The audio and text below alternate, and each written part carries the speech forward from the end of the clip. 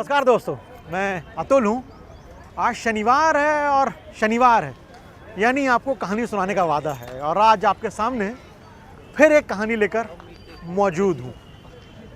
और आज शनिवार है लेकिन कुछ खास शनिवार है और इस खास शनिवार में भी मुझे कुछ सोचने की ज़रूरत नहीं पड़ी कि कौन सी कहानी होगी। आप समझ ही रहे होंगे मैं जहाँ हूँ, जो माहौल है, जिस तरह से लोगों में उत्साह है, तो ये समझना बहुत मुश्किल नहीं है कि मैं कौन सी कहानी सुनाने वाला हूँ। सबसे पहले आपको चैत्र नवरात्र की नए विक्रम संवत्सर की बहुत बहुत शुभकामनाएं। नया साल आपके लिए बहुत मंगलमय हो। माँ भगवती की आप सभी पर कृपा बनी रहे, उत्साह बना रहे, शक्ति का संचार हो, ऐसी ही कामना करता हूँ। तो कहानी होती है, कहानी लानी है, तो यार कहानी लाई कौन सी जाए? तो एक ही चीज़ कौन थी कि आखिर शक्ति के कई पीठ बताए जाते हैं। ऐसा कहा जाता है कि भारत में 51 शक्तिपीठ हैं, लेकिन इसके भी कई अलग अलग आंकड़े मिलते हैं। देवी भगवती पुराण है, इसमें कहा जाता है कि 108 शक्तिपीठ हैं। कालिका पुराण में कहा जाता है कि 26 पीठ हैं। शिव चरित्र में कहा जाता है कि 52 हैं। इसके बाद तंत्र चूड़ामणि और देवी सप्तशती है जो, उसमें कहा जाता है कि 51 है। लेकिन आंकड़ों का क्या है, आंकड़े तो चलते ही रहते हैं। देवी हैं, बस महत्वपूर्ण ये है कि देवी हैं, उनके शक्तिपीठ हैं। तो आखिर ये शक्तिपीठ आते कैसे हैं, उनकी महिमा कहाँ से आती है, कैसे वो उनका सभी का प्राकट्य होता है, आज इन सभी की कहानियां सुनाऊंगा। नवरात्रि यानी उत्साह, नवरात्रि यानी शक्ति, नवरात्रि यानी मतलब जोशीले अंदाज से कुछ कर गुजरने का जुनून, कुलांचे मारता है शरीर। तो आज फिर से माँ की कहानी है।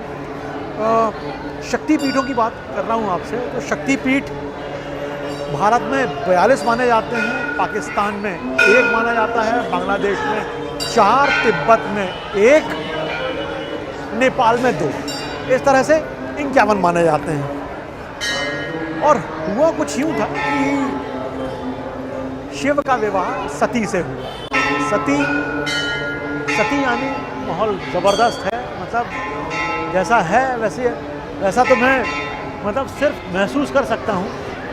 मैं खुद एक मंदिर में हूँ, वहाँ के दरबार में हूँ, आरती भजन पूजन चल रहा है और लोगों का उत्साह है कि कम होने का नाम ही नहीं लेता। तो शिव की शादी होती है सती से। सती प्रजापति दक्ष की बेटी है। एक बार ऋषि मुनियों ने एक यज्ञ किया, बड़ा यज्ञ था, उसमें सभी को आमंत्रित किया। दक्ष को भी आमंत्रित किया था, शिव भी गए थे। जैसे ही शिव बैठे हुए थे, जब दक्ष आते हैं तो सभी खड़े हो जाते हैं, लेकिन शिव खड़े नहीं होते। दक्ष को पता नहीं क्या हुआ, दक्ष नाराज हो गया। अरे शिव क्यों खड़े होंगे? शिव देवादिदेव हैं। माना कि शिव दक्ष के दामाद हैं, लेकिन देवादिदेव हैं, महादेव हैं, तो खड़े नहीं होते। ये बात अंतस्थल में गड़ जाती है दक्ष को, और वो पता नहीं क्या बदला लेने का सोचते हैं। वे भी एक हरिद्वार के कंठल में एक यज्ञ करने का विचार करते हैं और करते भी हैं। सभी ऋषिगण सभी देवी देवताओं को बुलाते हैं, सभी ऋषियों को आमंत्रित करते हैं, लेकिन शिव को आमंत्रित नहीं करते हैं दक्ष। ठीक है, आमंत्रित नहीं किया। शिव हैं, अपने योग ध्यान में हैं, लेकिन फर्क नहीं पड़ता उन्हें। लेकिन लोगों को उत्साह देखिए, उन्हें फर्क नहीं पड़ता कि मुझे मेरे ससुर ने बुलाया है, नहीं बुलाया है। लेकिन ये बात पता पड़ जाती है सती को, और वो जिद करती हैं कि मैं अपने पिता के यहाँ यज्ञ में जाऊंगी। शिव समझाते हैं कि देखो ठीक है, मेरे ससुर हैं, तुम्हारे पिता हैं, यज्ञ कर रहे हैं, लेकिन हमें बुलाया नहीं है, हमें न्योता नहीं दिया है, हमें आमंत्रण नहीं दिया है, हमारा अधिकार नहीं बनता वहाँ जाने का। लेकिन पार्वती कहती है कि नहीं, मेरे पिता हैं, मुझे तो जाना ही है। इतने में नारद, दुनिया के सबसे बड़े तर्क देने वाले देवर्षि नारद, वो सती को समझाते हैं कि पिता के यहाँ जाने के लिए किसी बुलावे की, किसी न्योते की थोड़ी जरूरत पड़ती है, जा सकती हैं आप। और जब ये सुनती हैं तो पार्वती जाने का फैसला कर लेती है कि मैं अपने पिता के यज्ञ में जाऊंगी। और वो अपने पिता के द्वारा कराए जा रहे यज्ञ में जाने के लिए निकल पड़ती हैं बिना बुलावे के। अब सती यज्ञ में शामिल होने अपने पिता दक्ष प्रजापति के यहाँ पहुँचती हैं। गजब का एम्बियंस है।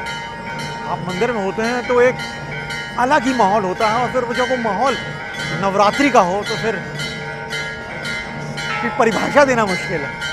तो सती पहुंचती हैं अपने पिता के यहाँ और पूछती हैं कि आपने मेरे पति को आमंत्रित नहीं किया इतने बड़े यज्ञ में, इसका क्या कारण है? थोड़ा क्रोधित होती हैं, थोड़ा दुखी होती हैं। दक्ष ने कोई जवाब ठीक तो दिया नहीं, साथ ही शिव का अपमान करना शुरू कर दिया।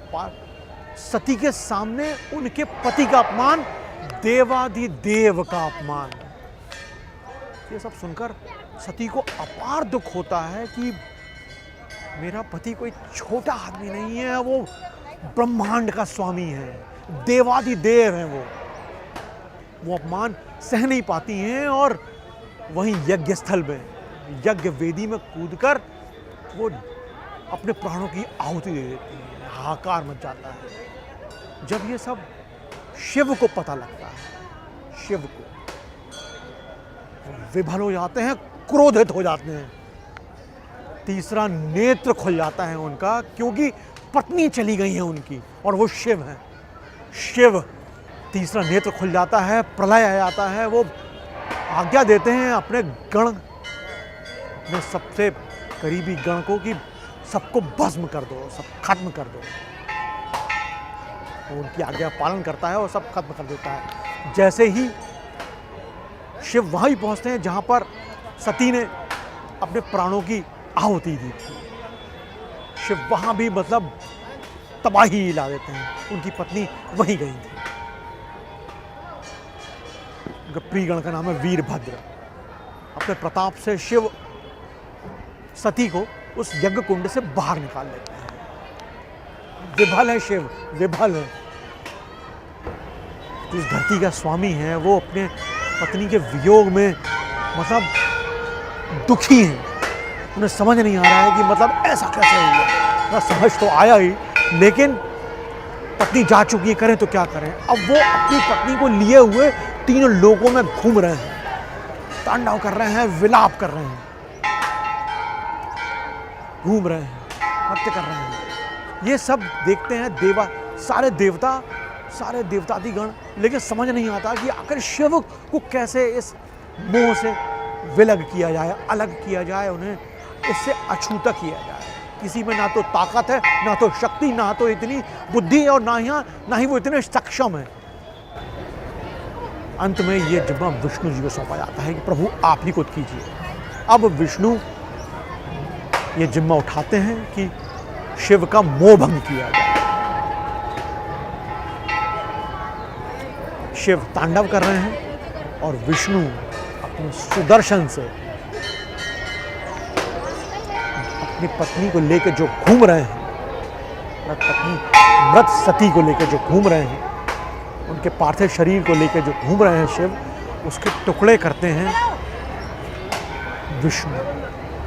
कहते हैं कि जब शिव नृत्य कर रहे थे और जैसे ही शिव अपना नृत्य करते हुए पैर पटकते थे, तभी विष्णु अपने सुदर्शन से एक टुकड़ा काटकर धरती पर गिरा देते थे, और यही टुकड़े शक्तिपीठ बनते हैं। एक बार सती शिव से अलग हो गई थी, चली गई थी।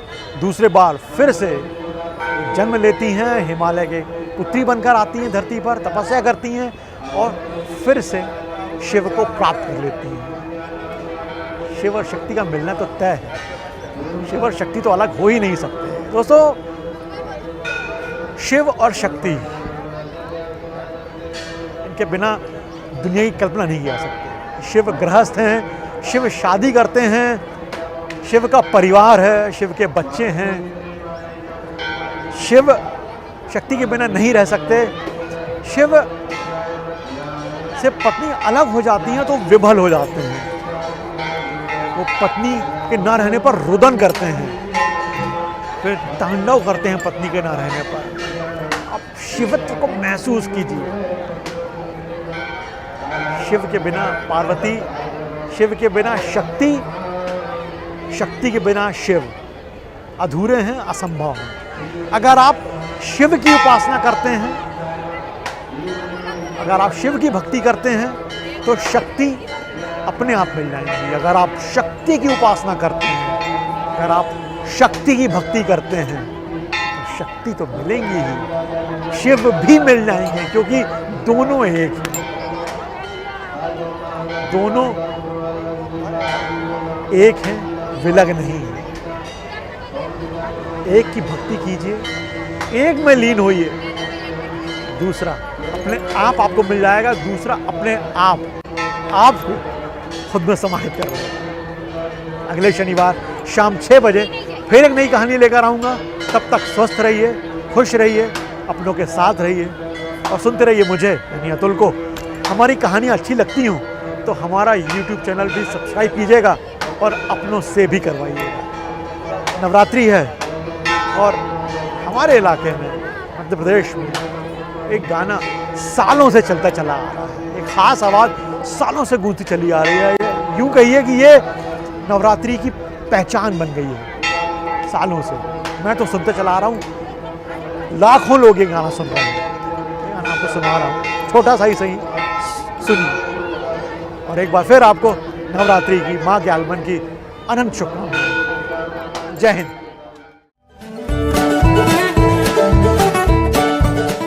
Watch Ani TV.